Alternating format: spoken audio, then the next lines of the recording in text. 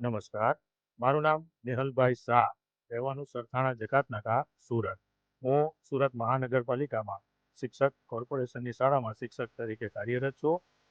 મારા પરિવારમાં મારી માતા, જેમની ઉંમર છે 69 યર્સ, ને દાંતની પ્રોબ્લેમ હોવાથી એની ટ્રીટમેન્ટ ચાલતી હતી.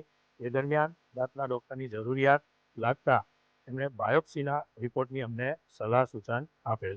બાયોપ્સીનો રિપોર્ટ કરાવ્યા બાદ બાયોપ્સીના રિપોર્ટમાં મારી માતાને કેન્સર ડિટેક્ટ થયું અને ત્યારબાદ આખા પરિવારમાં ખૂબ ચિંતાનો માહોલ આવી ગયો.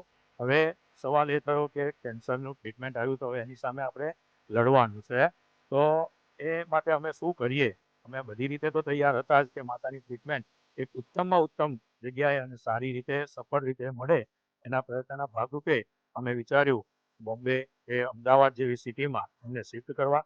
પરંતુ સુરતમાં અહીંયા બીજા મારા તબીબ જાણકાર પરિચય મિત્રોને તપાસ કરતા અમને ડૉક્ટર નિશાલ શાહનું નામ અમારી પાસે આવ્યું કે એ પણ એક સરસ સારા એવા ઓન્કો સર્જન છે. અને એ ડૉક્ટર નિશાલ શાહ જે સુરતમાં વરાછા કાપોદ્રા સ્થિત પીપી માણિયા હોસ્પિટલમાં એમની ઓપીડી કાર્યરત છે.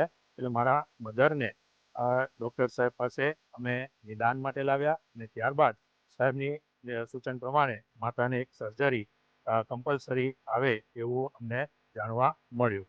અને ત્યારબાદ અમે પીપી માણિયામાં અહીંયા એડમિટ થયા અને તારીખ 4 ઓક્ટોબર 2024ના રોજ મારી માતાનું અહીંયા સફળતાપૂર્વક પીપી માણિયા હોસ્પિટલમાં સર્જરી થઈ.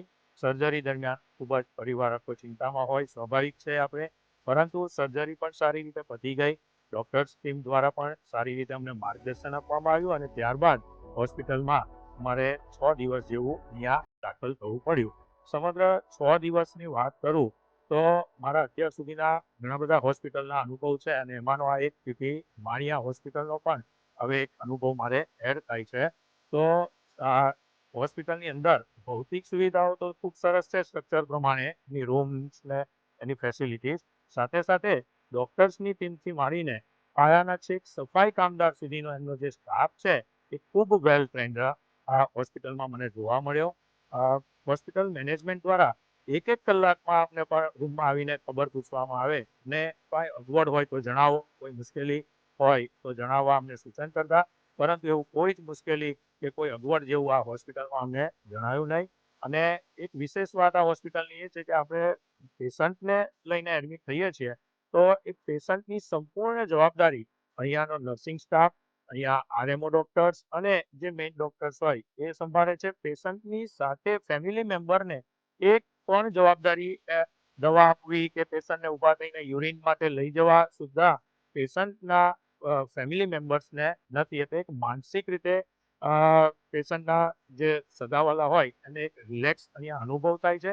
એટલે હોસ્પિટલની સુવિધાની સાથે સાથે અહીંયાનો જે સ્ટાફ છે એ ખૂબ જ આબેહૂબ આપણે કહી શકાય એવો એક ટ્રેન્ડ સ્ટાફ છે. અને હોસ્પિટલમાંથી જ્યારે મેં ડિસ્ચાર્જ લીધો ત્યારે સ્પેશિયલી હોસ્પિટલના આપણા ડૉક્ટર નિલેશ સરનો મેં સંપર્ક કર્યો અને એમને મેં ખાસ મારા ધન્યવાદ આપ્યા કે સર, અમારો આ જે અનુભવ છે અનેક હોસ્પિટલના અનુભવની સાથે સાથે આ હોસ્પિટલનો જે અનુભવ છે એ ખૂબ વિશેષ અને શાંતિપૂર્ણ અને સારો એવો અનુભવ રહ્યો.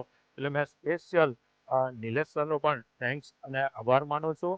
અને મારું પણ સૂચન છે કે જો પરિવારમાં કોઈ આપણા વ્યક્તિ બીમાર હોય તો આ હોસ્પિટલની અંદર આપણે સારવારની સાથે સાથે સેવા લઈએ તો એક ઉત્તમ અનુભવ આપણને થાય છે. એનો હું ખાસ આજે ચોક્કસપણે હું આ હોસ્પિટલનો આભાર માનીશ. મારી માતાની સફળ સર્જરી સાથે આજે ઘરે તો સારું રીતે લઈ ગયા છે, પરંતુ એની પાછળની પણ જે માર્ગદર્શન ને જે સેવાઓ છે એ આ હોસ્પિટલની ખૂબ જ ઉત્તમ છે. આભાર, ધન્યવાદ.